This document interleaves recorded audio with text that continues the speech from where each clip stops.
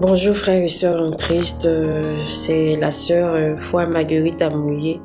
Aujourd'hui, je viens dans le but de vous rendre témoignage de la vision que le Seigneur m'a montrée. Donc avant toute chose, on va remettre cela dans le creux des mains du Seigneur Jésus-Christ. Merci Seigneur Dieu pour ce message, que toi-même tu viennes prendre le contrôle au nom de Jésus-Christ de ma bouche, de tout ce que je vais dire. Que cela, Seigneur, puisse glorifier ton nom, traduire le message que tu veux donner à tes enfants au nom de Jésus-Christ. Amen. Dans cette vision en question, nous étions des chrétiens, peu de chrétiens, on n'était pas nombreux, on était, dans la rue, abandonnés de tous, on était méprisés de tous, vous voyez. Et on a entendu la voix du Seigneur gronder dans le ciel comme le tonnerre. Et la voix du Seigneur disait comme ça, priez, priez, priez. Quand vous finissez de prier, priez. Continuez toujours à prier pour ne pas céder à la tentation. Et pendant ces moments-là, les chrétiens étaient chassés de partout. Les chrétiens avaient en fait tout perdu. On leur a arraché leur commerce, on leur a arraché leurs biens, leurs maisons. Ils n'avaient plus d'endroit où rester. Et donc, on errait comme ça dans la rue. Et puis, autour de nous, les gens mangeaient, les gens s'égayaient, tout ça. Les gens faisaient la fête. Mais nous, les chrétiens, on était là comme des intrus dans le monde. Et nous qui avons entendu en fait la voix, on était juste peu, on n'était pas nombreux, hein. On était juste petits. C'est nous seuls qui entendons la voix du Seigneur gronder comme le tonnerre, qui nous disait de prier sans cesse, de ne pas arrêter de prier. Et à côté de nous, j'ai pu voir une femme avec un petit étalage. Elle vendait de la nourriture, elle vendait aussi des légumes, tout ça.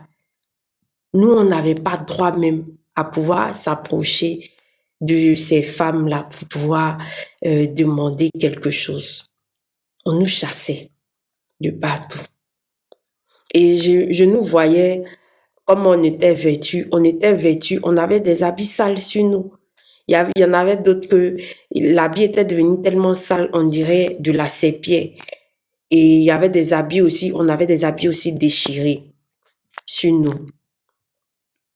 Et puis, je me suis réveillée. En fait, le message que le Seigneur voulait me traduire, c'est que à l'approche de l'enlèvement, nous les chrétiens, on va souffrir. On va souffrir. Celui qui ne va pas accepter de souffrir là, il va repartir au monde. On sera martyrisé, on va souffrir. Il y en a d'autres qui seront emprisonnés.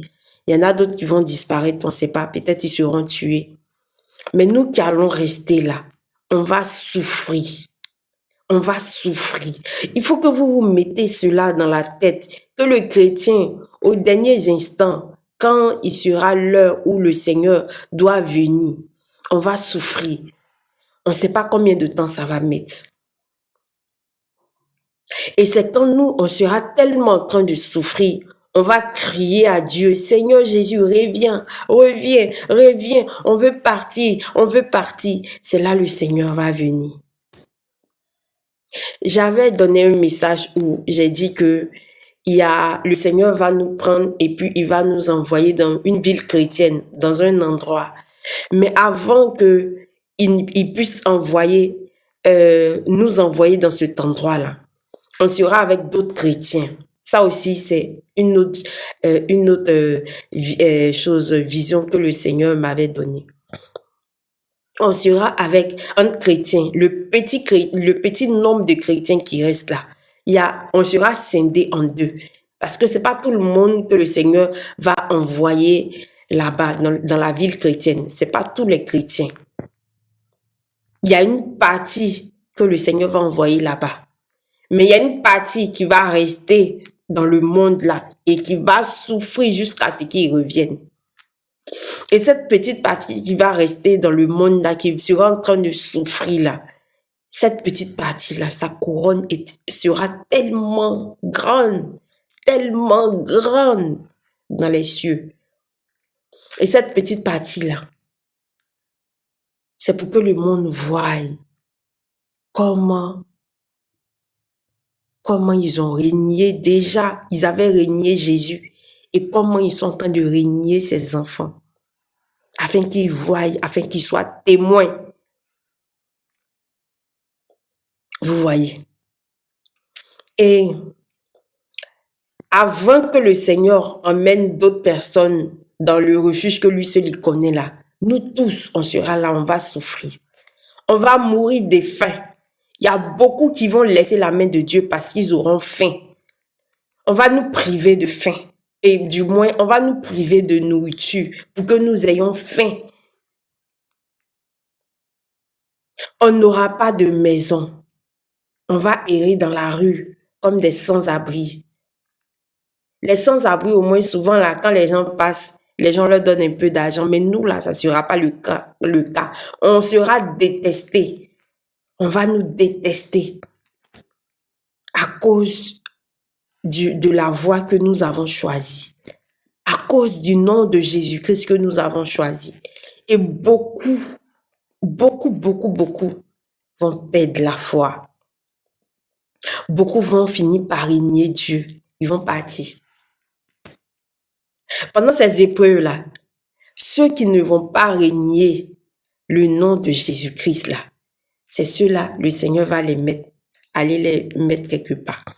Et puis, il y a un tout petit nombre que le Seigneur va laisser dans le monde. Mais eux-mêmes, ils ne vont pas durer même dans le monde.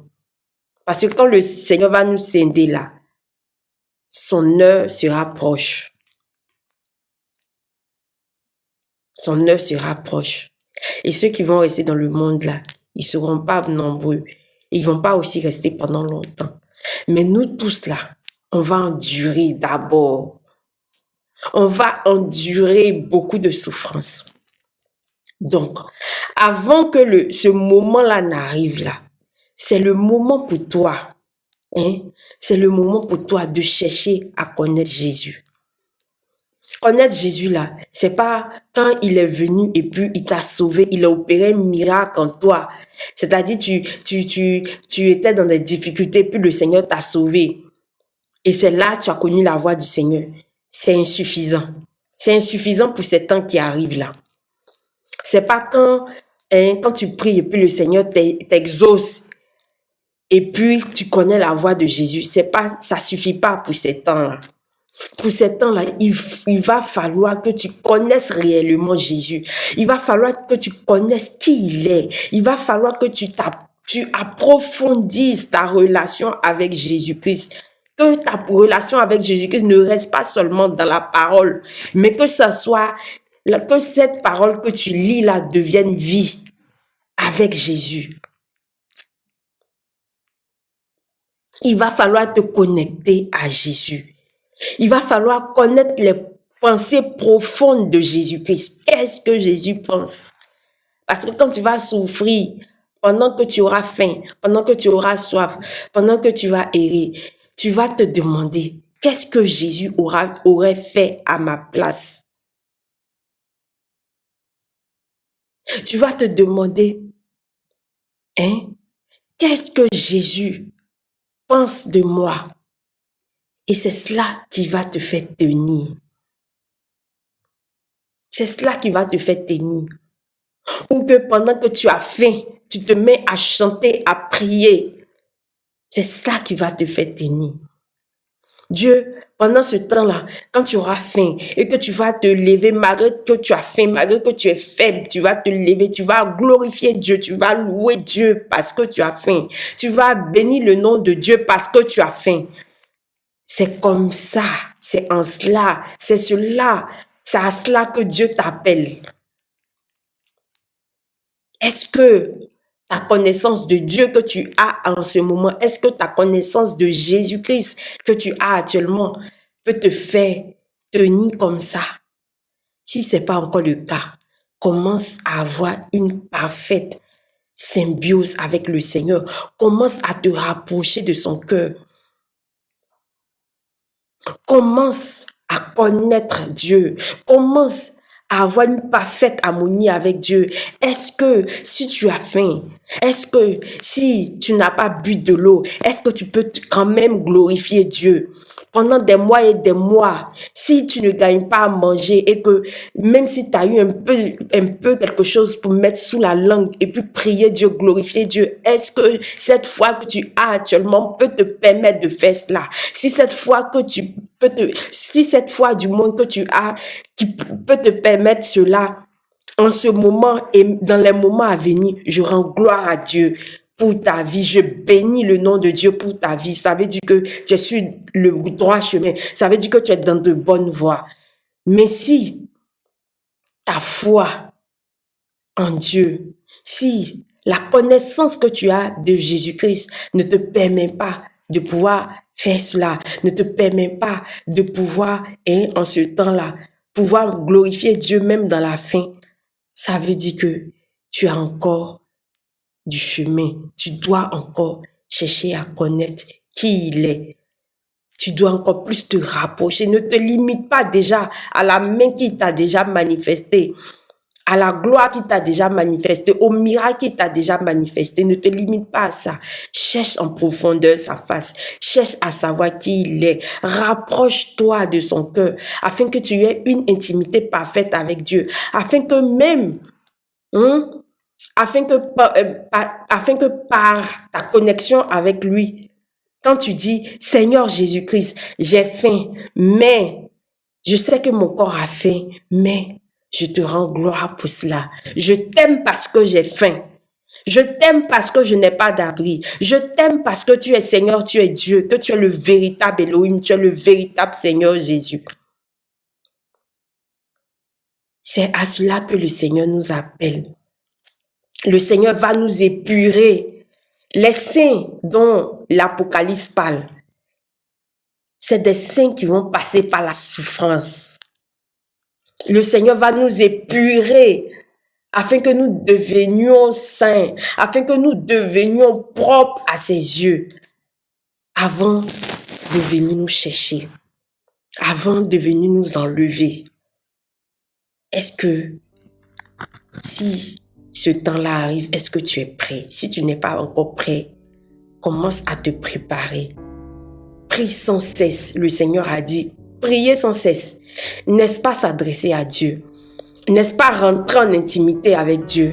N'est-ce pas créer un lien fort avec Dieu? N'est-ce pas s'adresser à Dieu? C'est ce que Dieu demande dans ce songe-là. D'approfondir ta relation avec Jésus. C'est ce qui te fera tenir au temps de la souffrance.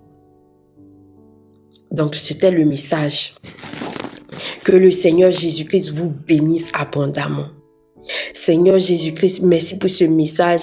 Je te rends la gloire, je bénis ton Saint-Nom. Seigneur Dieu, je souhaite, je désire de tout mon cœur que ce message soit entendu par une foule de personnes, afin que Père éternel, les personnes, Seigneur Jésus-Christ, soient préparées, puissent se préparer. Pour ceux qui ne sont pas encore préparés, puissent davantage se préparer. Pour ceux, Seigneur, qui sont déjà préparés, puissent davantage se préparer pour les temps difficiles, pour les temps à venir qui viennent. Au nom de Jésus-Christ, au nom de Jésus-Christ, au nom de Jésus-Christ. Seigneur Dieu, j'espère que ma bouche d'homme a pu traduire le message essentiel que tu voulais, Père éternel, transmettre à l'ensemble de tes enfants dans le nom tout-puissant de Jésus-Christ. Que toute l'honneur, la gloire te revienne dans le nom tout-puissant de Jésus-Christ. J'ai prié. Amen. Sachez que tout ce que j'ai dit, c'est en route. Ça va arriver. C'est en route. Ça vient à petit pas vers vous. Et ça va finir par se réaliser. Que le nom de Jésus-Christ soit béni. Au nom tout-puissant de Jésus-Christ. Amen.